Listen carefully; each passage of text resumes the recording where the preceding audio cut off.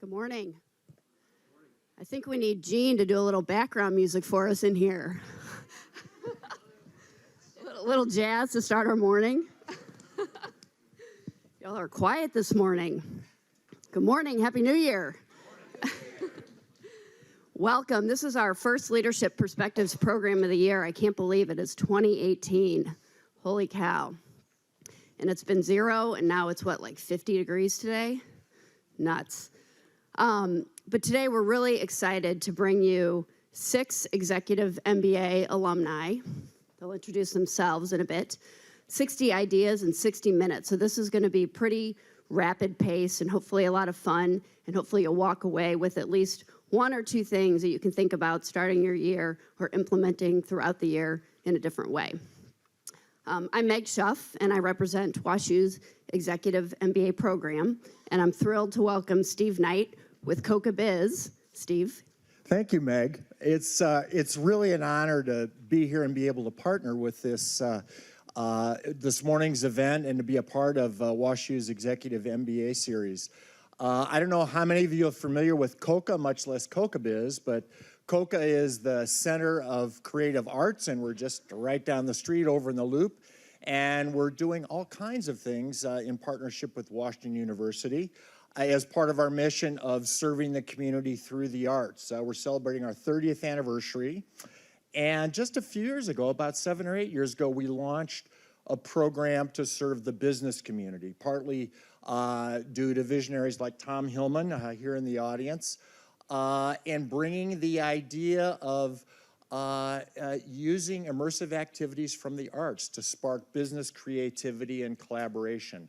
So it really aligns well with everything that goes on here in the executive program, and particularly today's 60 ideas in 60 minutes. And we really hope that you'll find some inspiration to jumpstart your thinking for the new year. Thank you for inviting us to be part of this, Meg. Thank you, Steve.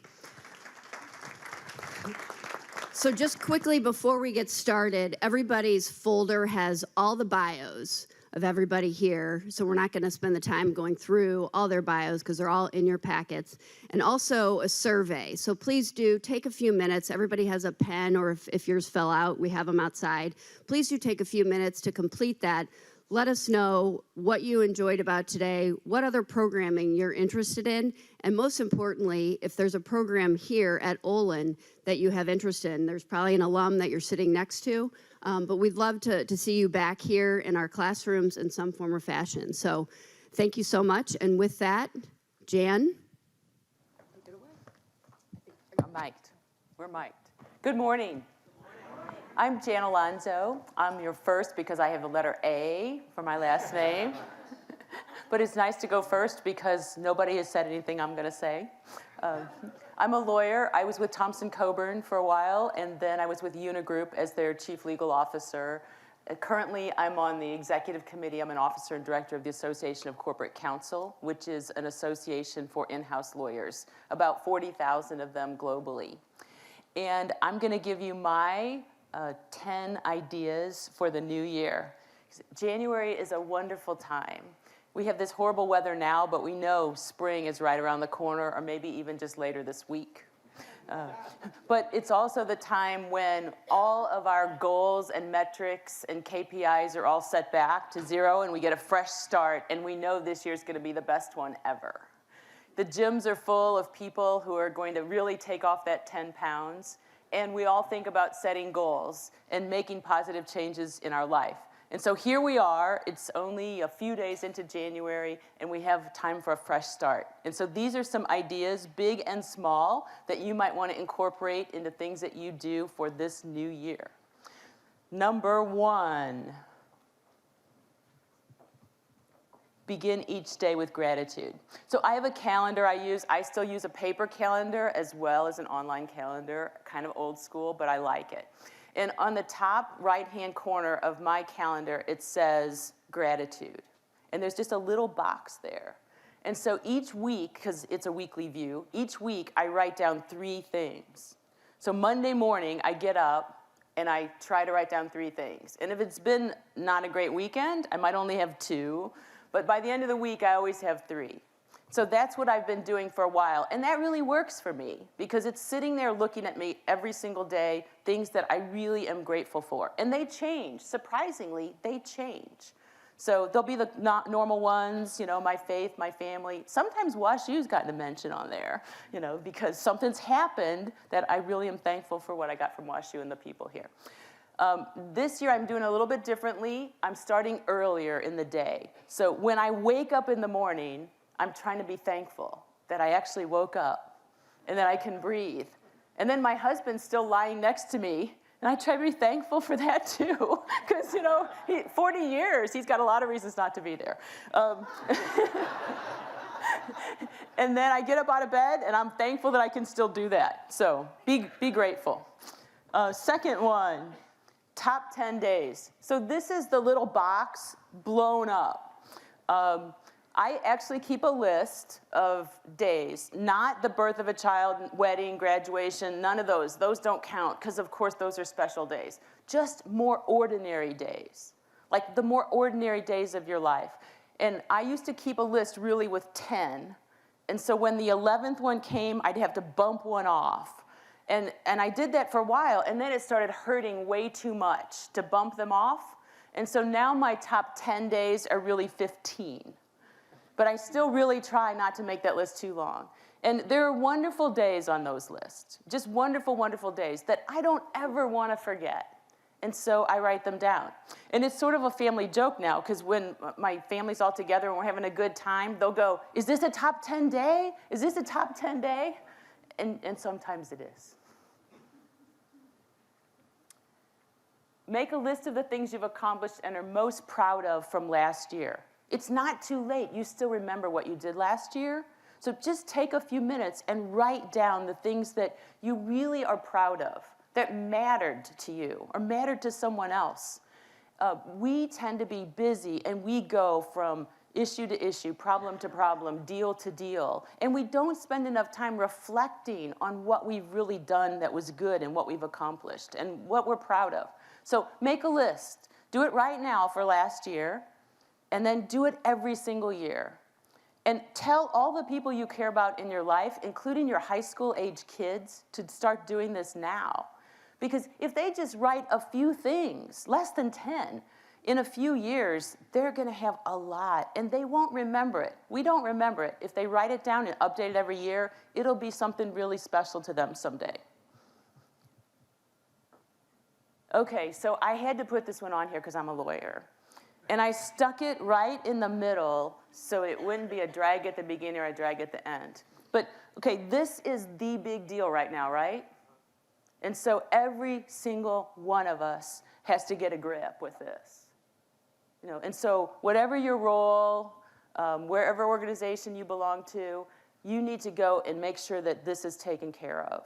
And there's lots to do. Depends on your situation. You probably need to get your HR people involved. You probably need to get your lawyers involved, all that kind of jazz. It's a big deal. But the one important thing, since we only have 2 minutes and 40 seconds left, is to become a listen-up organization. We used to say become a speak-up culture. Speak up culture. Make sure that people were free to speak up about issues. But now we know that's not enough. The organization has to be a listen-up culture so that when someone speaks, somebody actually listens and responds. Set goals for the year just for you. Okay, we all have the business goals and all that jazz, but think about what you really want to do. My sister taught me this one, and every year she does something super cool. And it can be like decluttering the house. That doesn't sound all that cool. Mine was like that one year. I was going to get all my photographs that are the old ones on paper and film digitized. I didn't get that done. But figure out what that is. Learn a language, whatever it's going to be. Do something cool, just for you. Do the most important thing first each day. Okay, so this really, really has been an important key for me to being successful because the days get away from us. And at the end of the day, we may have more things on our to-do list than we had when we arrived in the morning. But if I can pick, at night before I go home, I take the one thing that's most important for me to do the next day, and I do it the very first thing in the morning, usually before anybody else is even there.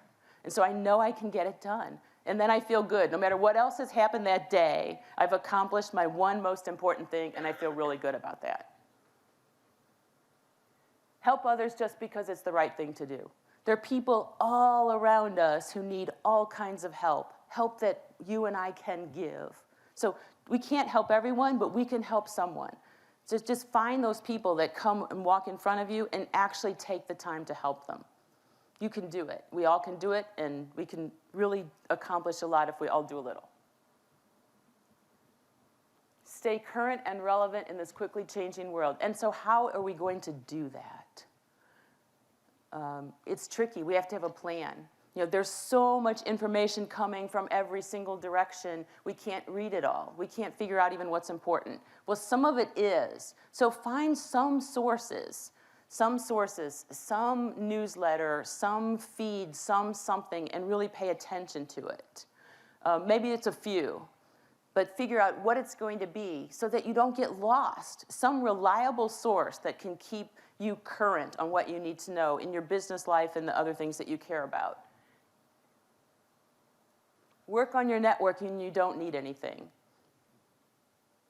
Okay, because when you need anything, then when you need something, that's when you think about doing it. I met with somebody a couple weeks ago. He's the president of a company, big job. He spends 2 full days of every month meeting with people and networking. I'm like, if he can do it, we can all do it.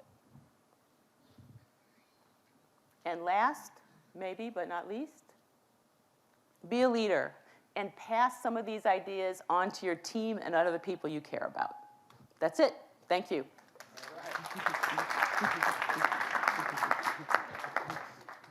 Okay.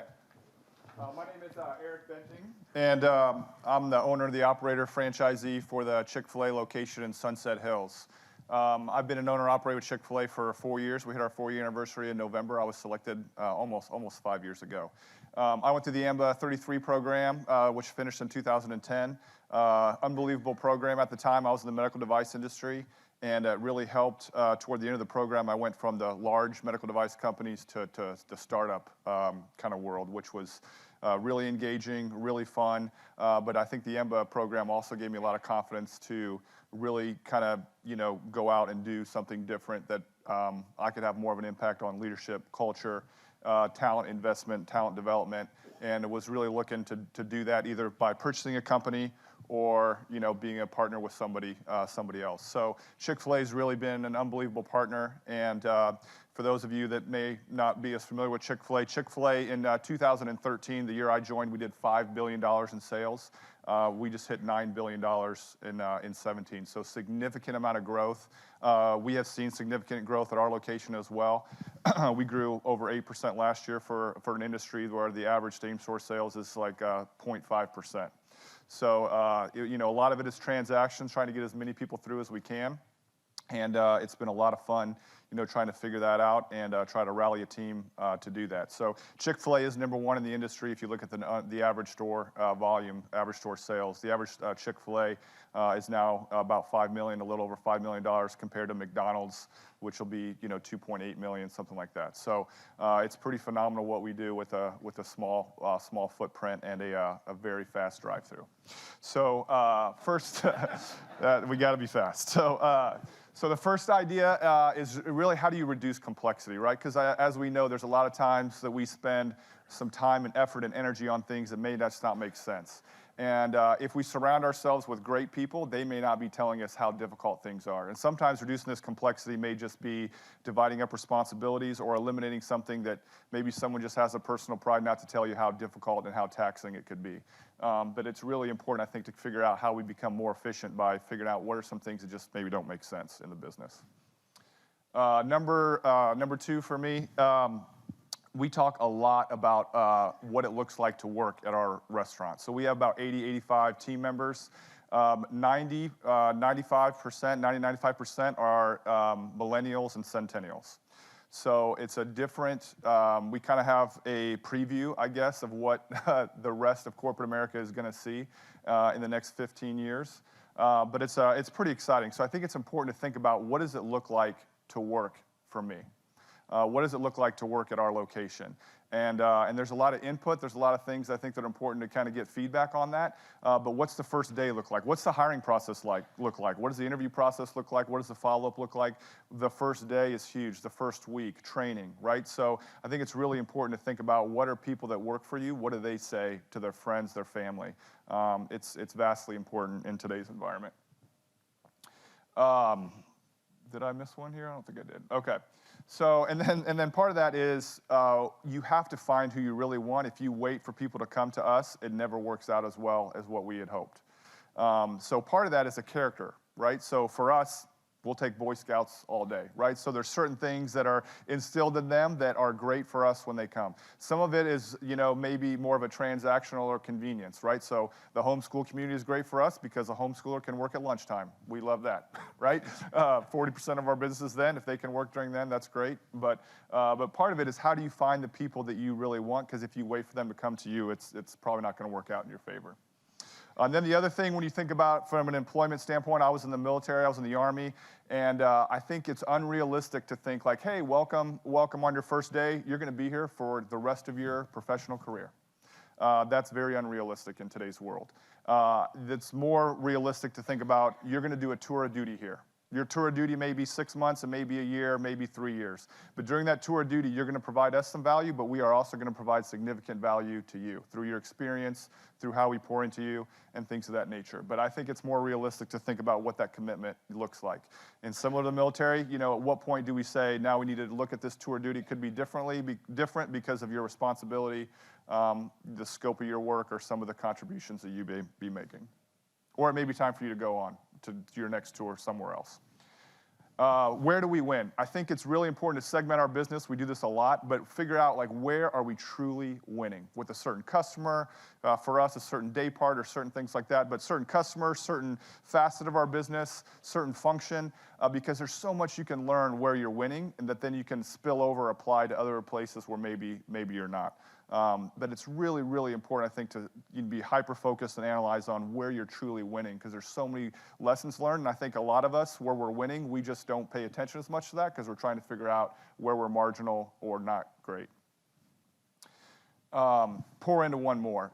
As we know, the success that we have is usually related to the people that we can impact the most. So what I challenge all of us, what's one more person we can be very intentional and pour into this year? Because it's time well spent.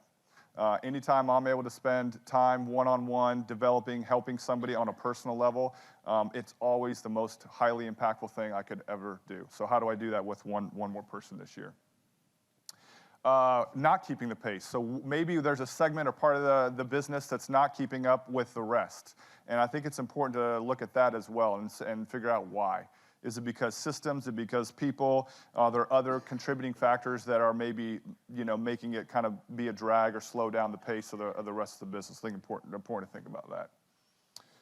Pull multiple levers. So we think a lot about this in terms of marketing, right? So if you have a great idea of how you're, selling your brand or telling your story, how do you do that on multiple levels, right? So, for example, one of the things we did here in St. Louis this year is we partnered with the St. Louis Cardinals, right? So not, a very extensive endeavor to form a partnership with them, but how do we make sure we're telling people about that, right? How do we drive people to our restaurants with free food giveaways? How are we doing it on the radio, on television? But the more you can pull multiple levers with those marketing ideas or sales brand growth strategies, it's just more impactful to do that, to just, scream it from the mountaintops on social media, any way you can do it. Relationship power. So there is no doubt that if people enjoy who they work with and every day and the relationships that they have in the workplace and with each other, it will always produce their best effort. And we try to be very, very intentional about our culture and core values and things that we're doing, because it's great if somebody thinks twice about man, I couldn't imagine not coming to work today because I'm not going to see this person, or this is my friend, or I get to do life with this person outside of work. So if you can do something to create that environment and people, are in a positive environment and they enjoy who they work with, they're always going to give their best effort. It's proven. And then the last, if you can't take care of yourself, there's no way you're going to be able to give your best effort, right? So, That's, maybe taking a mental health day, maybe making sure you get to the gym the X number of times a week you need to get there, maybe taking a day just to spend with your wife, or taking one of your kids out to breakfast. Just little things like that to keep you sharp are always going to help leverage your best effort in the professional setting as well. All right, Mr. Jazz himself. All right. All right. Well, good morning. My name is Dobbs, Bradford. I'm the president and CEO of Jazz St. Louis. We are a not-for-profit jazz presenting and education organization. We have our flagship series at our venue, which is right across the street from the Fox Theater. Who's been there? Good. So everyone who hasn't been there, talk to the people that have. And get yourself down there. We also do education and outreach activities that reach over 10,000 students every year, and that's something that we're very proud about. So what I'm going to be talking about today, I'm going to be borrowing a lot of ideas from my training as a musician. Before I was an EMBA student in EMBA 30, my background was as a double bass major, but now I'm just a bass owner, unfortunately, but I do play harmonica in a blues band, which is available for bookings this summer. All right, so I once watched Herbie Hancock, great pianist, rehearse 8 measures of a song called Watermelon Man, which is a song that he wrote back in the 60s. And if he had played Watermelon Man exactly the way he played it on the album, we'd all been happy. But he kept going back to these 8 measures, trying to get it right, trying to find a new way to express it, trying to find a new way to make it right, a new way to make it interesting. And I realized then that that's why he's Herbie Hancock, because he's always striving forward. He's not resting on his laurels. And I think that for a lot of people, once you think that you don't need to keep moving forward, well, that's when you're on the way down. So be very careful about feeling that you really have everything down. Herbie Hancock would tell you, when you say you're the master, he would probably tell you that he's the student. Also, don't let your critics or your fans lead you astray. I think that a lot of people, so I think that success can be even more of a challenge than failure, because once again, it can lead to that complacency. So be careful of listening to your press. I've seen a lot of people a lot of musicians whose careers have been derailed by the fact that they had too many people too early telling them how good they were. There's no silver bullet to self-improvement, and there's no magic that's going to bring you success. To be a great musician, or to be a great artist, or just to do whatever, you really have to have that everyday discipline. And there's nothing that's going to change that, and there's no getting around it. The way to get to Carnegie Hall, as they say, practice, practice, practice. And never compromise your art. You have to do what you do. I think David Bowie, can paraphrase something that he said. He said that you have to go out a little bit into the water, a little bit deeper than you would. And once you're at that point where your feet are almost touching the bottom, that's when you're beginning to get to the point where something exciting can happen. You never want to change. You never want to say that we're going to change what we do to please other people. We have to stay true to ourselves. Another thing is you have to learn to accept help. I think it's easy to ask. We all talk about asking for help, right? But I think that what we don't do is we don't accept it when it comes. Say, oh, can you please help me? Well, here's what I suggest to do. Here's my help. I don't know, man. That's just not going to work for me. You know, really, if you're going to do it, you're going to have to be able to accept it, and that's when you're on the road to success. Conflict is hard, but it's necessary. And I'm somebody who doesn't really like conflict, but you have to find that courage to just go ahead and face it, because it's like think about it like this: if there was no dissonance in music, it wouldn't be very interesting. It's that part that unsettles you that leads to the resolution that's always so beautiful. So you can think about it, it's a very necessary part of life, and you have to find the courage to go through it. Listen, when I'm on stage with my blues band, I'm the band leader. I'm the one in charge. But when we're up there, everybody has an equal voice. And the only way that we're gonna make some great music together is if we're paying attention to each other and listening to what the other person is doing. So make sure that you're listening to the people around you. Make sure you're listening to your team. Make sure that you're listening to your customers. They're going to tell you what you need to do. And the only way that you're going to find that out is if you're not thinking that, that since you're in charge, that yours is the only voice that matters. Keep going if you make a mistake. So you're on stage. This is like especially true when I was playing classical music. You go through your sonata, and if you make a mistake, you have to keep going. And some people have said that if you keep going, that people won't even notice that there was a mistake. So I know that a lot of times we do things, we screw up, but rather than let that paralyze you, rather than dwell on that too much, just keep moving on. And once again, sometimes people won't even notice that you made it. Have your own voice. Don't try to be somebody else. Don't try to sound like somebody else. One of the things that we do as a musician is we listen to other people's solos and then we memorize them. And then we try to play it back and we try to sound like them. But if you get up on stage and you're trying to sound like somebody else, then everybody says, well, that's not authentic. You have to speak with your own voice. You can take those influences and put them into your playing, but ultimately it's got to be your own statement. And we tell our students that all the time. Finally, you got to have fun. Fun is terribly underrated, I think.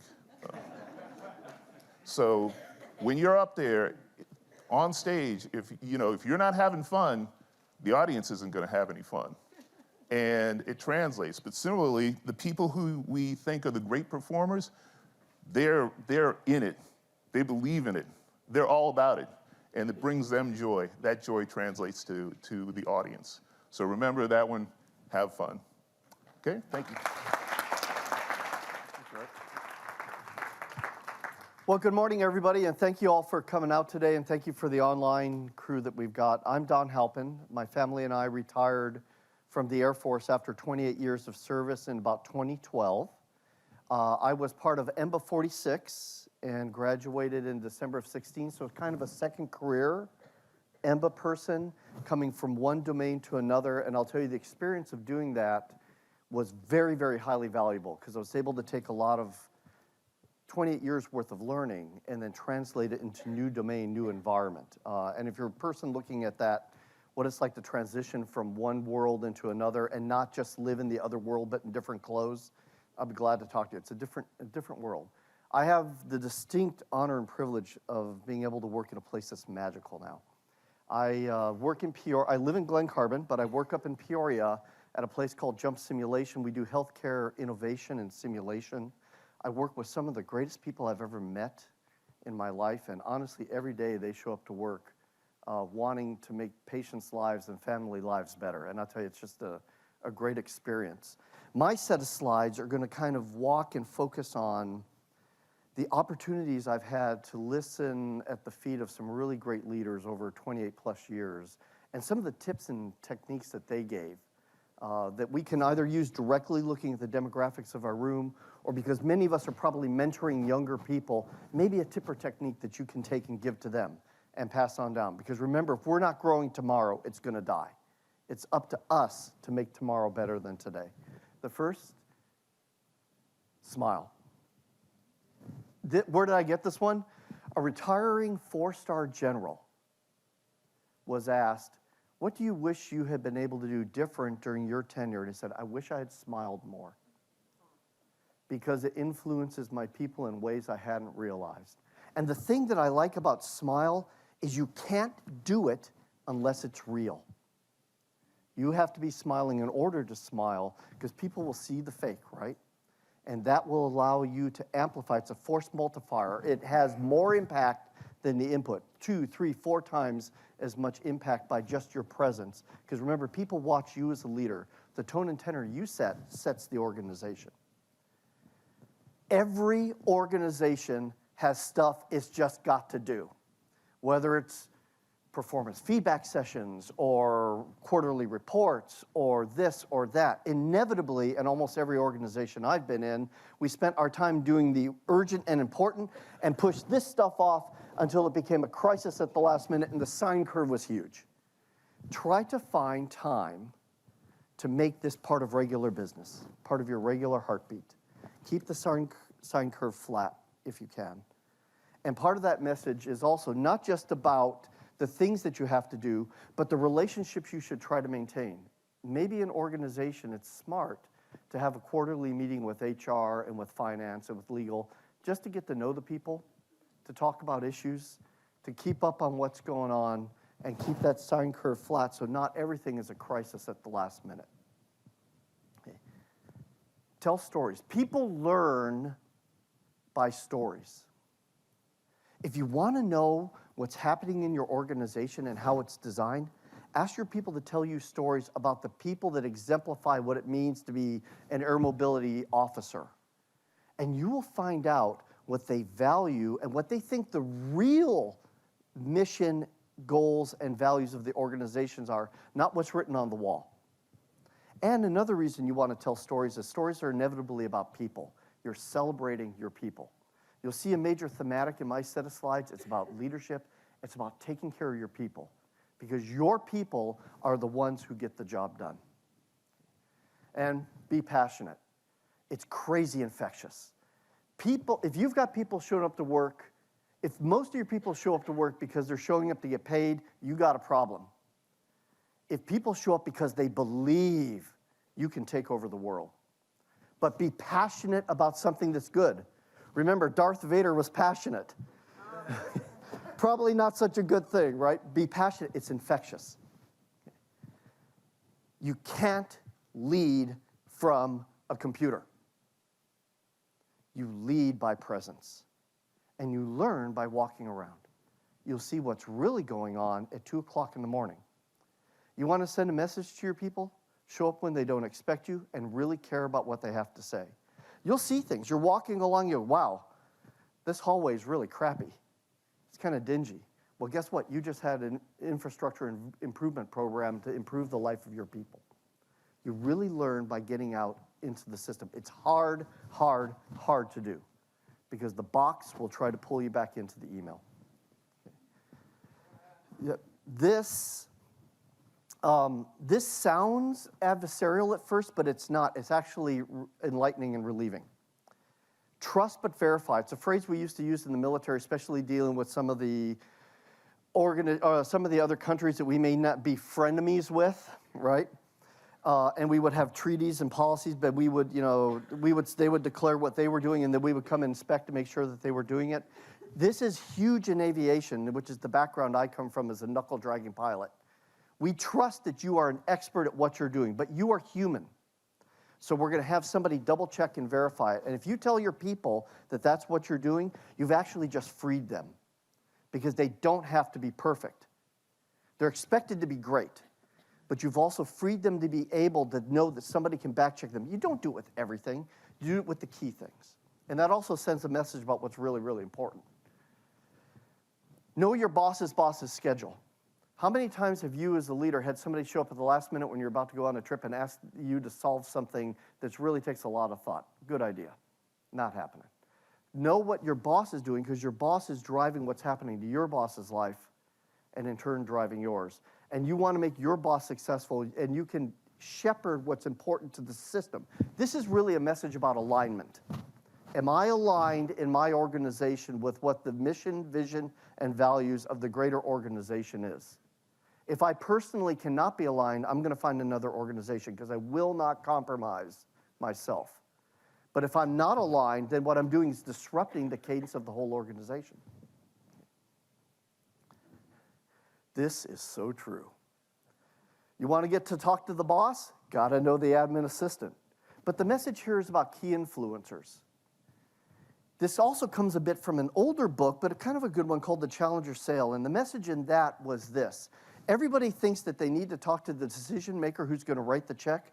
What you really want to do is win the buy-in of the people that are going to tell the decision maker what the decision should be.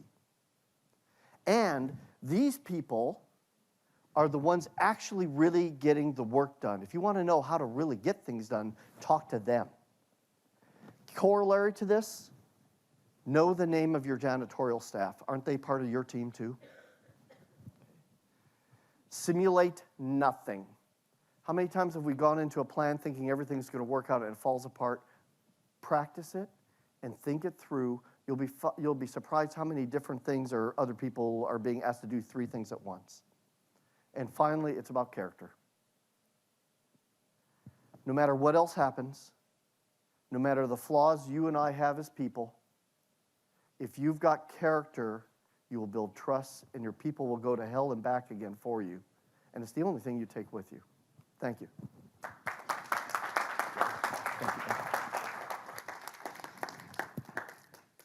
So my name's Jennifer Libby. I'm the founder and creator of Cotton Babies here locally. I'm also an EMBA grad. I'm EMBA 38. And I graduated when I was 19 weeks pregnant with my 4th child. I've won a lot of different awards, and most of my awards have been for various-ish things around entrepreneurship. I hold 27 different patents on various diaper technologies in 7 different countries. But I can't cook to save my life. I burn everything on the stove to the point where my husband doesn't actually particularly appreciate it when I touch the stove. If you look at my Facebook feed, you'll find plenty of pictures of burned things because it is a moment in our house. And I enjoy languages, chickens, and my kids, and I also particularly enjoy reading economics journals. So I wanted to start with a few things that have helped me. When I approached this 10 Things project, I was trying to come up with ideas that might help seed some things in your mind that would lead you maybe into some new ideas for your business. So I'm going to come at it from 2 approaches, a little personal and a little business. So some of us have P&L responsibility. Some of us are making decisions about new projects. I'm from St. Louis, at least I consider myself from St. Louis. I've lived here for over 20 years. And when we're making decisions today, we're choosing to invest in our community. A year ago, we started building a factory that today has created 50 new jobs in the St. Louis community. And my encouragement to you today, in my 45 seconds that I have for this one point that I could talk an hour on, is that you also make an investment in St. Louis. St. Louis matters, and it needs you. As you're making your decisions to invest in your community, sometimes we have to start with ideas, and we have to give ideas a chance. That is my first try, that diaper right there. That's from 2005, December 21st of 2005. That's what we went to market with, and believe it or not, that diaper sold out that day. 1,200 pieces came in, and within a couple of hours, they were all gone. This is what we look like today. My first designer is sitting here, and I sleep with him. I don't sleep with my design team today. But if I had waited to look like this, or had waited for the perfect design team before I launched my product in 2005, we wouldn't have ever gotten off the ground. Perfection paralysis keeps us from doing things. It keeps us from being willing to dream. I bet every single person in this room has ideas that you're afraid to get out the door, because when you look at social media, you see people who've been doing things for a long time and it stops you. Don't stop, just start. 20 years ago, we'll say 22 years ago, because I'm a little older than I thought I was, I had somebody who literally drug me up this mountain, Pikes Peak. I was an asthmatic. I wasn't physically fit. I've never been somebody who just goes out running for fun. That's not my idea of a good time. And we hit tree line, and I remember crying because I was ready to turn around and run back down the mountain. I did not want to summit. And he said to me, "Jen, you have to run at your mountains. You can't quit." And we've been walking through a season the last couple of months. It's been really challenging. And those words have been echoing in my ears. And I don't think, well, maybe he did know. Maybe he did know 22 years ago that he was teaching me a lifelong lesson about persistence and what that means. But you don't quit when things get hard. Run at your mountains. These are a few of my people, and they represent a few of my mountains over the last year, where we have gone from 1 language to 10 within my building.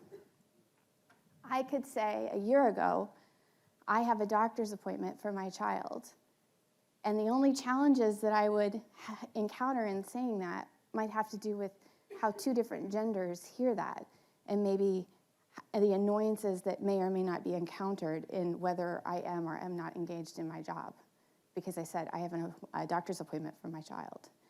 Today, I don't have to just practice how I hear the words that are being spoken to me in the workplace.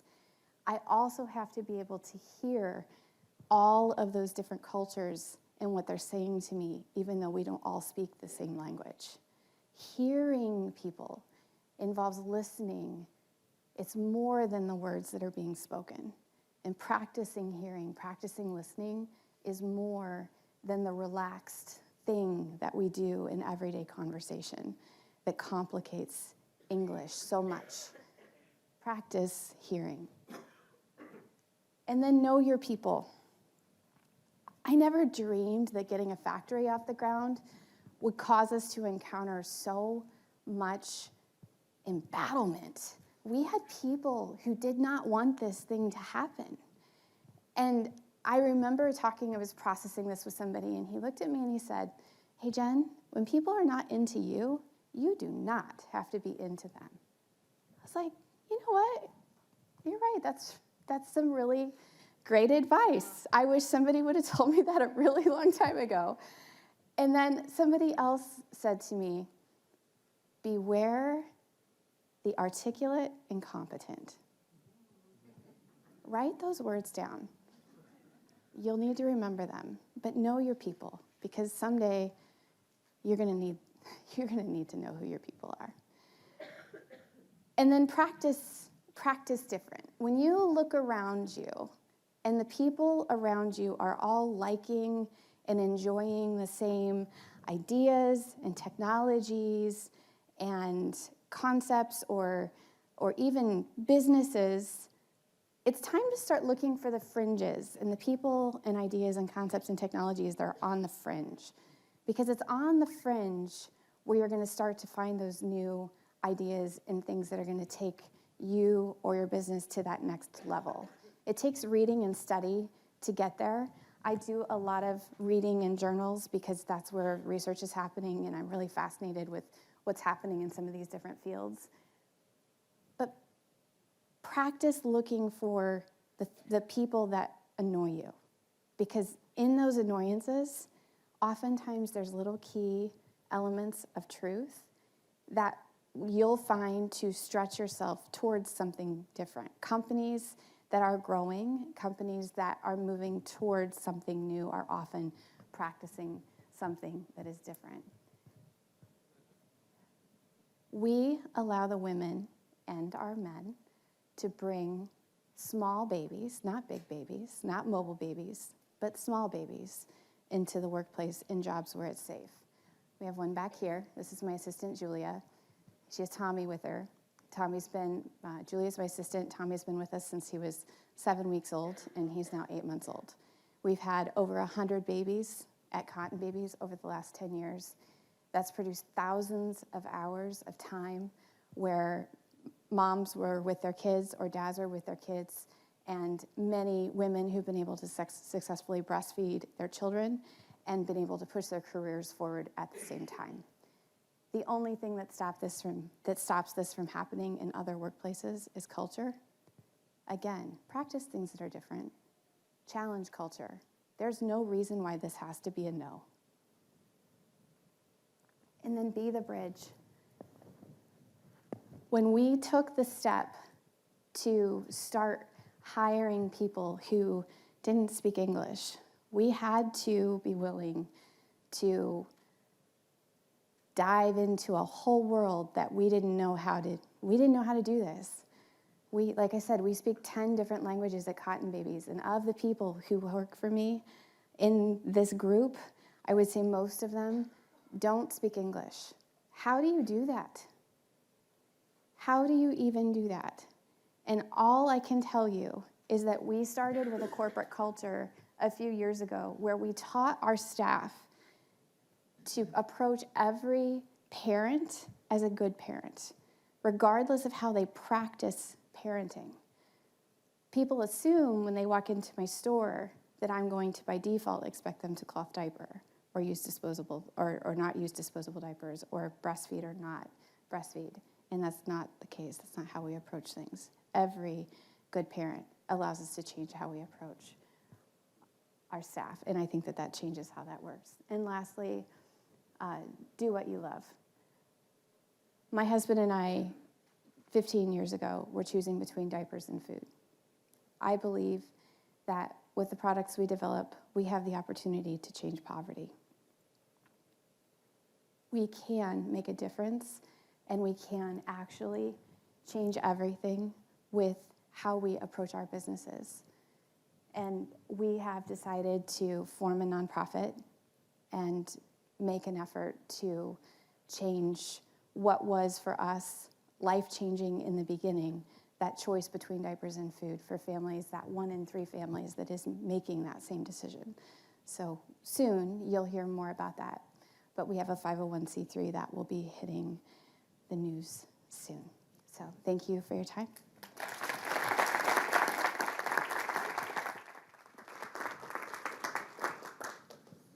Wow. Good morning. I'm Ken Yamaguchi, and I guess I'm the anchor of this program. And after hearing all that, I realized anchor means a weight that pulls everything down.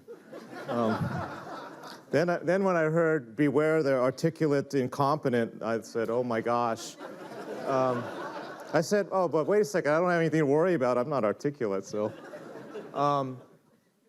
My background is that I am actually a professor in the School of Medicine as an orthopedic surgeon and have been for 22 years. But 2.5 years ago, I got a phone call out of the blue to come to Centene Corporation as an executive VP and chief medical officer. And all of a sudden, without any corporate experience, for-profit experience, no insurance experience, I was at the very high levels of a Fortune 200 company, $23 billion revenue company, which is now going to be a Fortune 50 company, about $61 billion in revenue. And it was an amazing experience, one where I'm still drinking out of a fire hydrant. But when I look at the 2 careers that I've had the extraordinary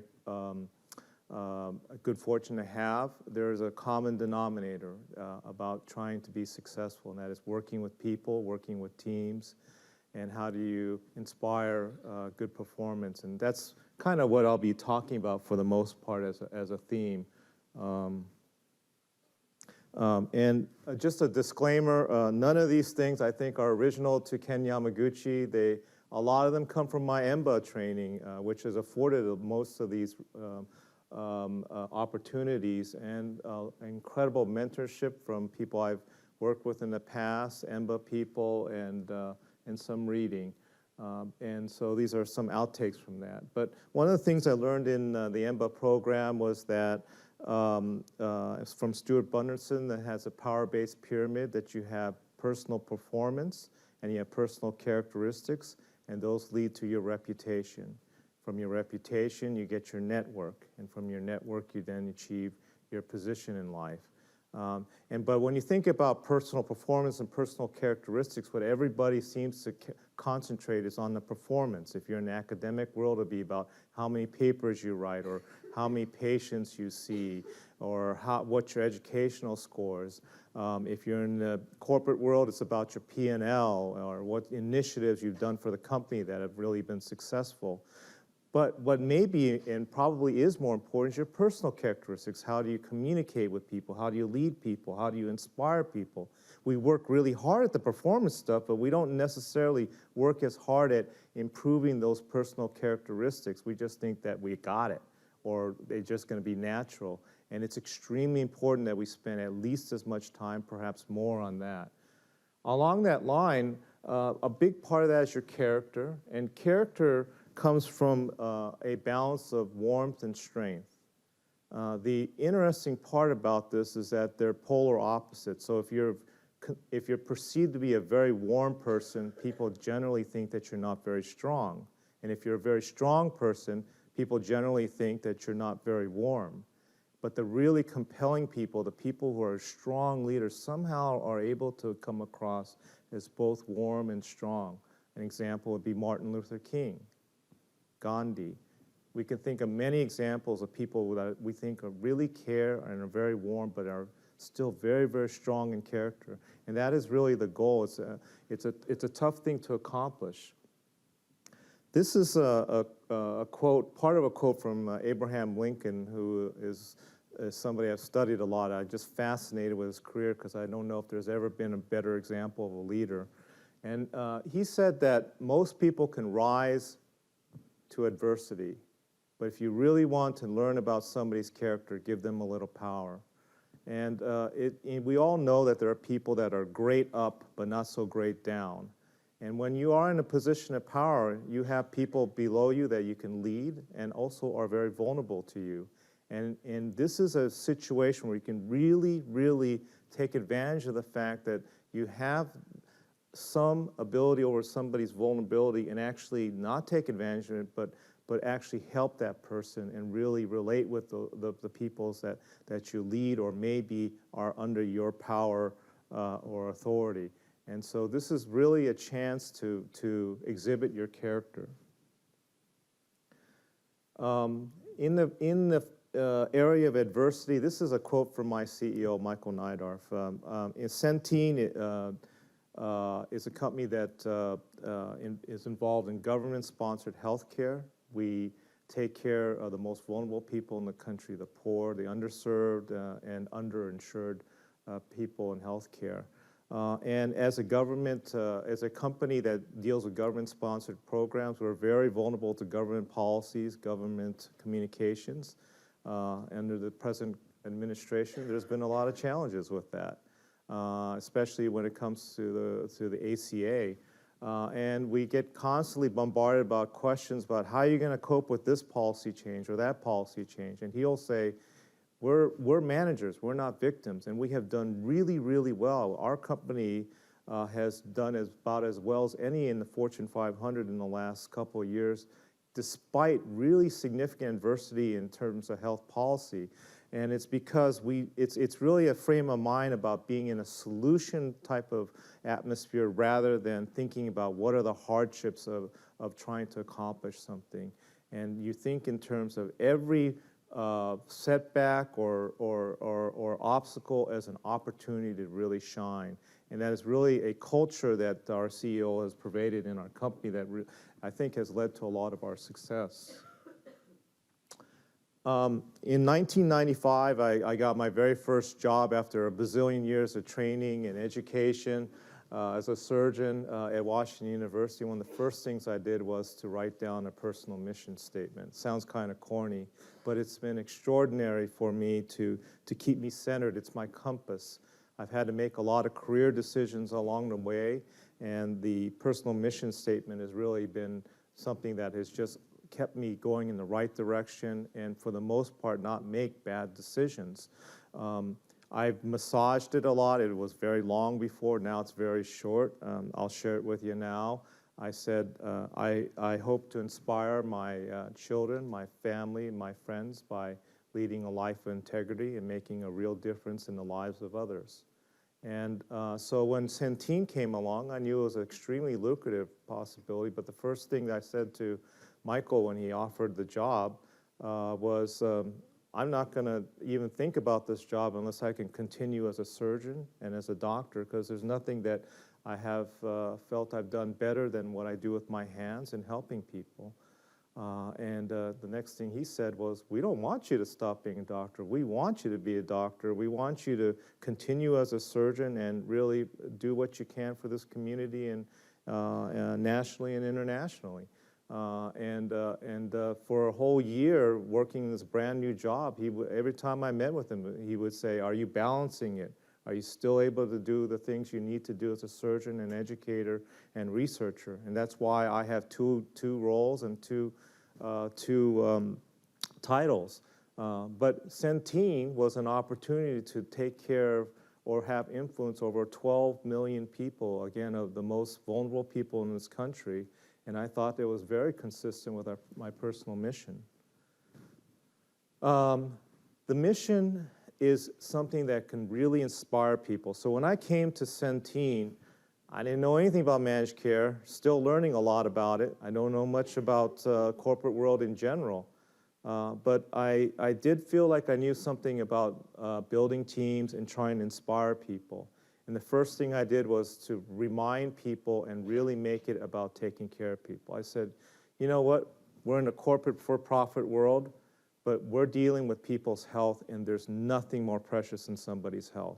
Nobody in their right mind would ever trade their health for a monetary concern. And I said, we have an extra responsibility that other companies don't have. And you know, that mission is really inspiring. You don't come into work with the same type of attitude if you're thinking, if I really work hard and do well, I'm gonna make some extra money for Centene. You will come into work and enjoy it a lot more if you say, if I do a really good job, I may make a difference in somebody who's on the poverty level. And it's powerful. It's very, very powerful. It's what we used at Washington University to develop one of the best shoulder and elbow services and orthopedic departments in the entire world. It's really that mission to help people. I've had a lot of challenges in this role, and the thing is that every time I've been asked to do stuff, I really think about whether I'm really prepared to do it first, because I don't want to do something unless we can really excel at that. So embrace challenges, but be prepared first. I always think about a vision. Vision is the same thing as the theme of a mission, that if you really want to inspire people, you think about where you want to be. I said we want to be the best in the country at taking care of people, not about making money or anything but I wanted Centene to be recognized as the best in medical affairs at taking care of people. Constructively challenge people to inspire performance. When some things goes wrong, we've had a couple things go wrong and we had to really fix them. I point out what I think may have gone wrong, but I don't necessarily go crazy about how to fix it. I trust the people that we have to be able to fix it by challenging them. And when I've seen some incredible solutions this year on some big problems, they came back to me and said, well, you challenged me. And I really felt responsibility to do it, and I've just been really pleased by some of the creative solutions I've heard when you challenge people. And finally, you know, success really comes from being part of a team. Every place you are competing with is built in teams. So if you don't have a great team, you're not going to compete very well. We all know that trust is a big measure of a big reason why teams work really well. But how do you measure trust? How do you measure how well your team is doing? For me, it's about the passion that the people exhibit in trying to do their job and the loyalty they exhibit to the team and to each other. And so I look for those things to see whether I'm doing a good job in trying to lead a team. And that's it. Thank you.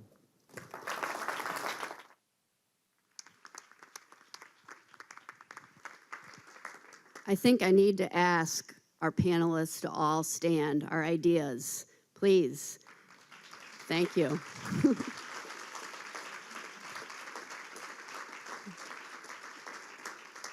That was fun. Thank you all.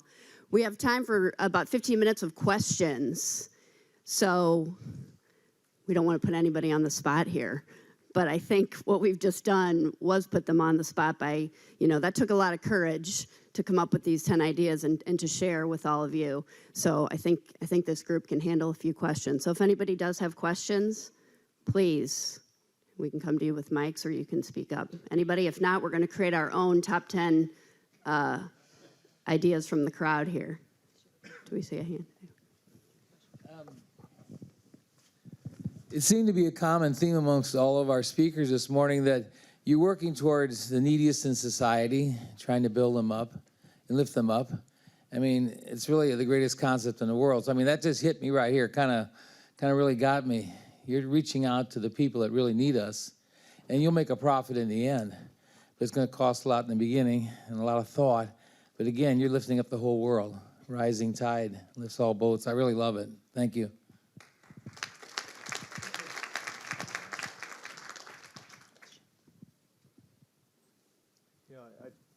I would just have a comment about that. At least in our world, we decided that we have a fiduciary responsibility at Centene to our shareholders, but at the end of the day, we're taking care of people. And we said if we put our eye on the ball about taking care of people, then the financial aspects just take care of themselves. And that is just a much higher goal. So just along that theme, the two are often very consistent. Higher missions, higher goals also lead to a better financial situation. Yeah, and I also would add that staying focused on the ultimate goal of your business and how that goal brings value, and generally that value is not just financial, but improving the world around you. I think that sometimes we get too caught up in just our piece of the pie. I remember asking up at the EMBA pub, asking my colleagues if they loved their jobs, and to a person they all said no. They love business, right? But they were sort of looking at it, I think, more transactionally. When they were but I could never understand why anybody would be in a job that they didn't love. And I think that focusing on that higher level of how you bring value is the thing that's going to inspire you and bring that love to you. I was a teacher, high school teacher, before I went to law school and did the MBA.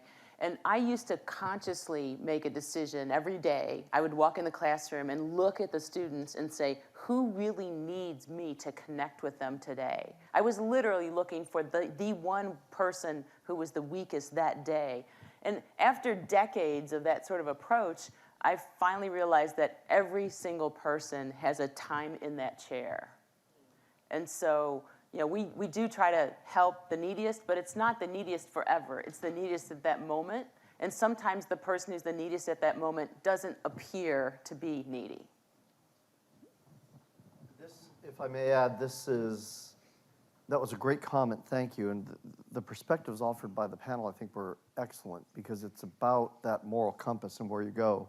I'm going to offer a nuance on it about leadership and resource management. Leaders and resource managers have got to make tough decisions about the limited assets that they have to do the best that they can for others. So sometimes you're going to have to choose between two different goods. But if you hold with the moral compass and with the vision and where the organization and the values are going, you're going to align yourself down to the right decision set when you have to deal with those tough prioritization decisions.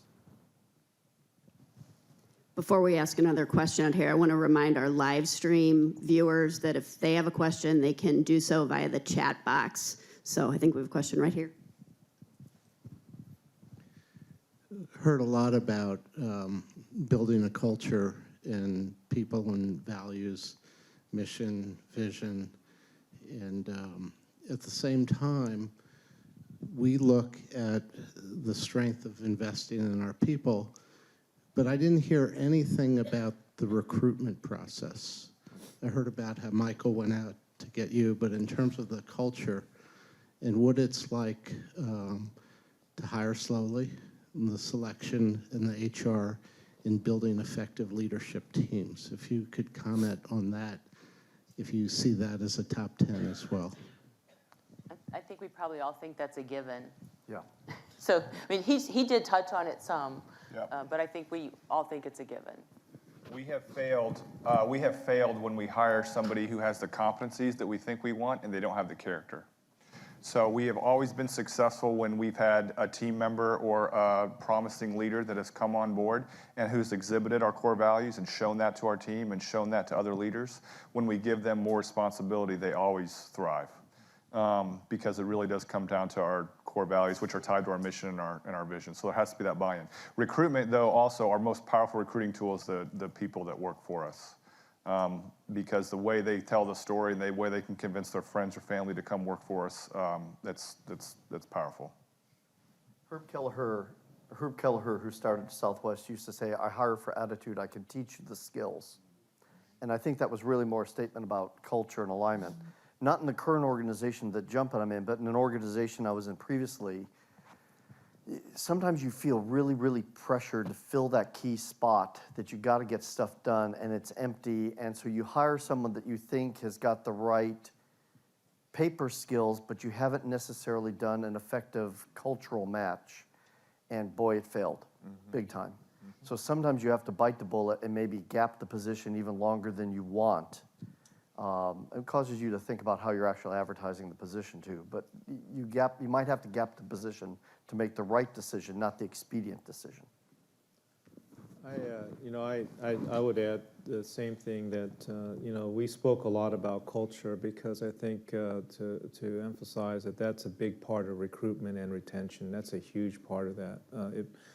But one of the things that I struggle with, I think we all do, is still, we idealize the perfect person we want for a certain role, but actually knowing that making the right selection for that person is difficult.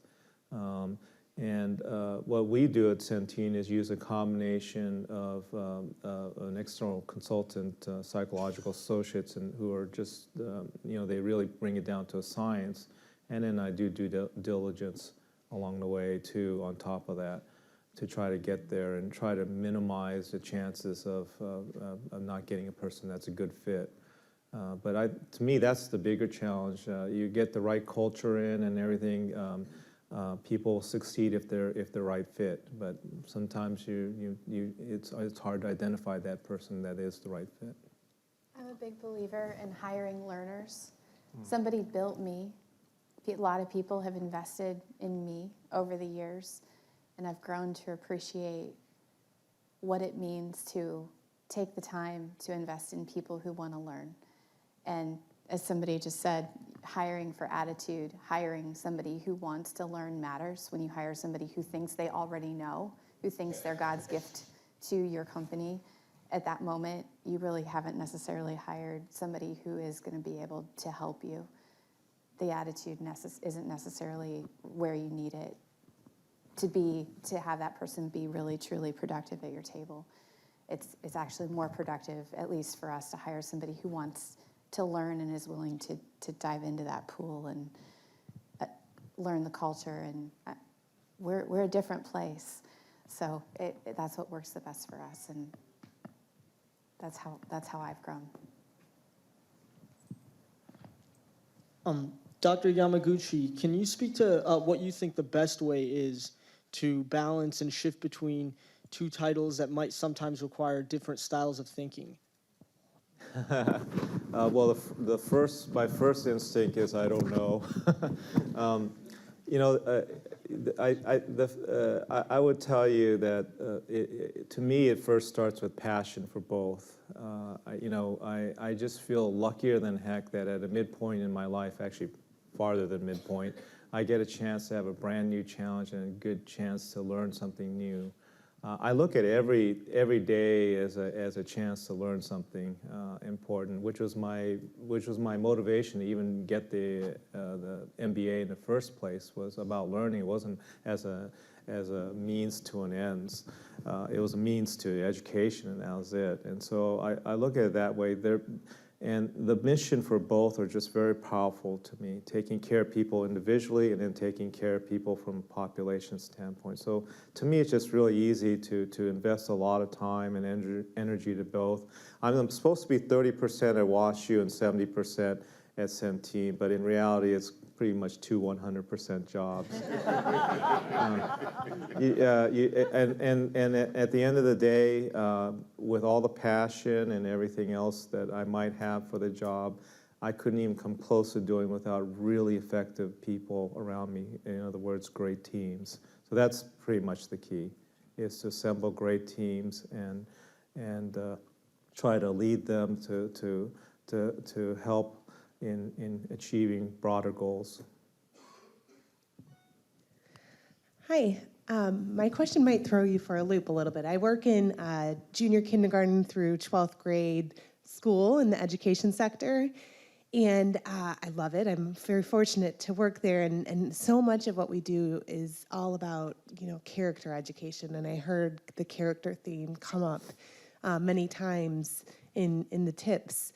So I'm wondering if you, and I'm sure a lot of us here are parents as well, I'm wondering if you have learned anything that can translate to the next generation and even younger, thinking about the children of our world and what you've passed on to them and what we could pass on to them as educators. A couple things. I was fortunate. My kids responded to logic.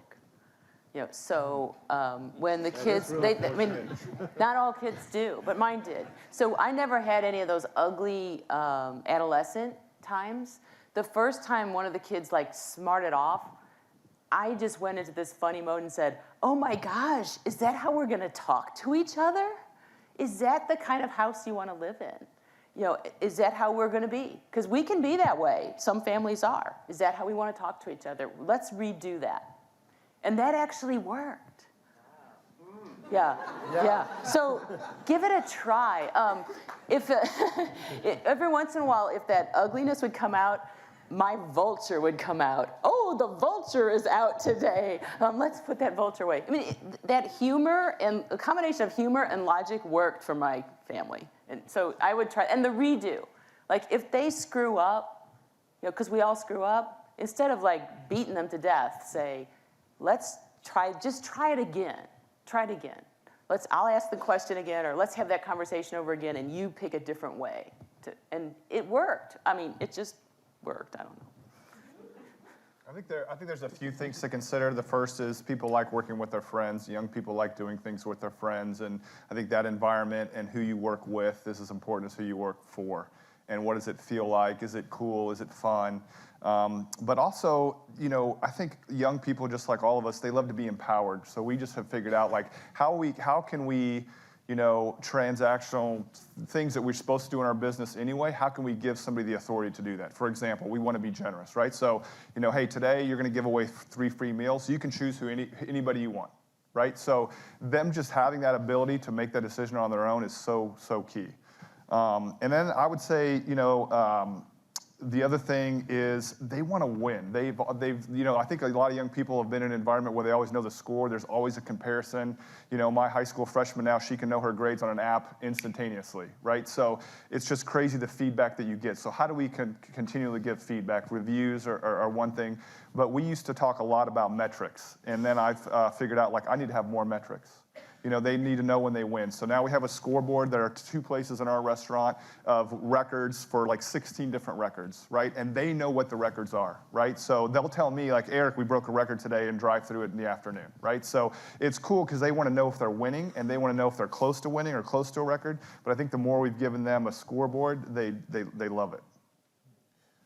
I think it's, along with showing them the passion that you have, and one of the things that we like to do with the students that we have is really, show them the beauty of the world around them, and show them the beauty of the art that we believe in, and that translates. But I think it also helps when when you take that child and you show them the beauty that's inside of them. So if somebody's playing something the first time, even though it's not perfect, you find those things in there that are beautiful, that are really working well, and talk to them about that. And I've never seen anybody smile more than when you find that thing about them that's really special, and you tell them about that, and they just blossom. It makes them want to do more.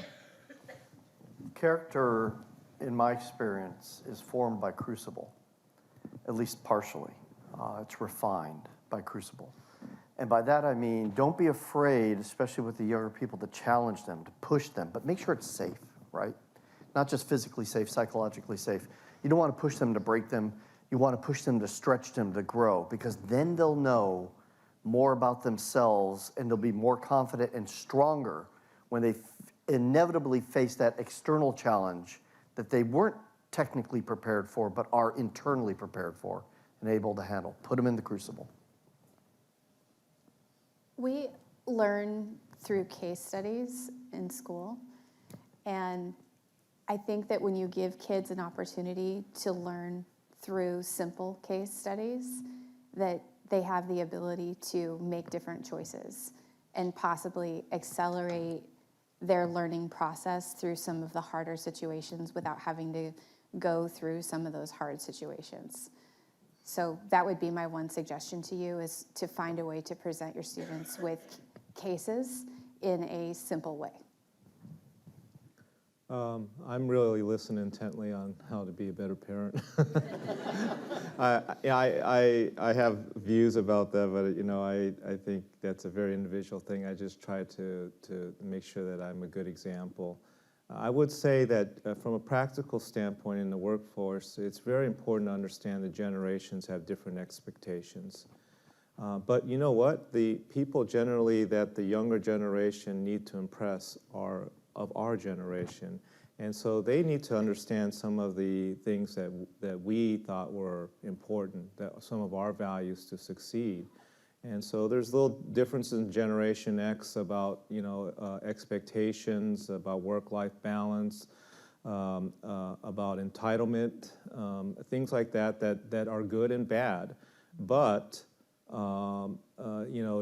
if you come to a job and there's somebody in their 40s and 50s as their supervisor or boss or their boss's boss, and they got there with a nose to the grindstone mentality and stuff like that, well, in your generation, that may not be so common, and if you do that, you'll impress your boss, and you'll actually, just by doing what everybody did in the boss's generation, you're going to stand out. It's actually easier to stand out, and that's what I talk to my kids about, is that, I get it that it's different, and there's good things about that, but if you do this stuff for a couple years, or really, do the things that your boss's boss or your boss did, that you'll really stand out compared to your present generation, and it used to be just average. And so it's a great opportunity for them to succeed with that type of an attitude. Okay, I think we have one more question. Good morning. I'm Betsy Schmidt, and I work with the Little Bit Foundation. For most of my career, I was in corporate consulting, doing focus group facilitation and team building facilitation. And now I brought that Little Bit's trying to change the face of corporate philanthropy. And something you said about people not being happy in their jobs really sparked me, because we bring groups in to do volunteering, and then I facilitate team building with them. And one thing I've really noticed is that people are laughing and talking and having so much fun, and we will have them working in our warehouse, emptying boxes or tagging things, all kinds of what most people would probably say are menial tasks.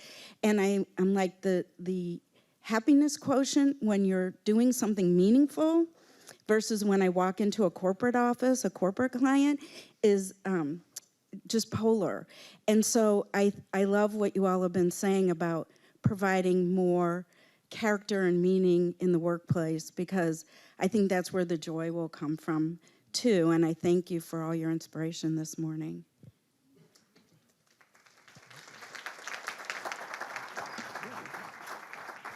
Thank you. I think we do have one question on the live stream that we do want to give an opportunity. Do we have it ready? Yes. Okay. This is actually a great closing question. Byron writes, some of you referred in your presentation to things you learned from your WashU experience, and we appreciate you taking time to share this. In what ways have you found you've best been able to stay connected with the university and your classmates to continue to take advantage of the network?